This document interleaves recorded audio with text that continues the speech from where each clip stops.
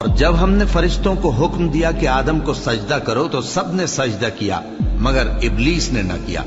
وہ جنات میں سے تھا تو اپنے پروردگار کے حکم سے باہر ہو گیا۔ کیا تم اس کو اور اس کی اولاد کو میرے سوا دوست بناتے ہو، حالانکہ وہ تمہارے دشمن ہیں؟ اور شیطان کی دوستی ظالموں کے لیے اللہ کی دوستی کا برا بدل ہے۔ میں نے ان کو نہ تو آسمانوں اور زمین کے پیدا کرنے کے وقت بلایا تھا اور نہ خود ان کے پیدا کرنے کے وقت، اور میں ایسا نہ تھا کہ گمراہ کرنے والوں کو مددگار بناتا۔ اور جس دن اللہ فرمائے گا کہ اب میرے شریکوں کو جن کی نسبت تم معبود ہونے کا گمان رکھتے تھے بلاؤ، تو وہ ان کو بلائیں گے مگر وہ ان کو کچھ جواب نہ دیں گے، اور ہم ان کے درمیان ہلاکت کی ایک جگہ بنا دیں گے، اور گناہگار لوگ دوزخ کو دیکھیں گے تو یقین کر لیں گے کہ وہ اس میں پڑنے والے ہیں،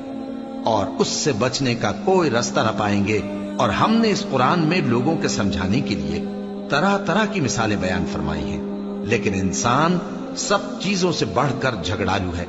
اور لوگوں کے پاس جب ہدایت آ گئی تو ان کو کس چیز نے منع کیا کہ ایمان لائیں اور اپنے پروردگار سے بخشش مانگیں، بجز اس کے کہ اس بات کے منتظر ہوں کہ انہیں بھی پہلوں کا سا معاملہ پیش آئے یا ان پر عذاب سامنے سے آ جائے۔ اور ہم جو پیغمبروں کو بھیجا کرتے ہیں تو صرف اس لیے کہ لوگوں کو اللہ کی نعمتوں کی خوشخبریاں سنائیں اور عذاب سے ڈرائیں۔ اور جو کافر ہیں وہ باطل کی مدد سے جھگڑا کرتے ہیں تاکہ اس سے حق کو پھسلا دیں،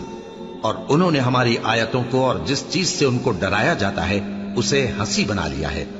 اور اس سے بڑھ کر ظالم کون، جس کو اس کے پروردگار کی آیات کے ذریعے سمجھایا گیا تو اس نے ان سے منہ پھیر لیا، اور جو اعمال وہ آگے کر چکا اس کو بھول گیا۔ ہم نے ان کے دلوں پر پردے ڈال دیے کہ اسے سمجھ نہ سکیں، اور کانوں میں ثقل پیدا کر دیا ہے کہ سن نہ سکیں۔ اور اگر تم ان کو رستے کی طرف بلاؤ تو کبھی رستے پر نہ آئیں گے، اور تمہارا پروردگار بخشنے والا صاحب رحمت ہے۔ اگر وہ ان کے کرتوتوں پر ان کو پکڑنے لگے تو ان پر جھٹ عذاب بھیج دے، مگر ان کے لیے ایک وقت مقرر کر رکھا ہے کہ اس کے عذاب سے کوئی پناہ کی جگہ نہ پائیں گے۔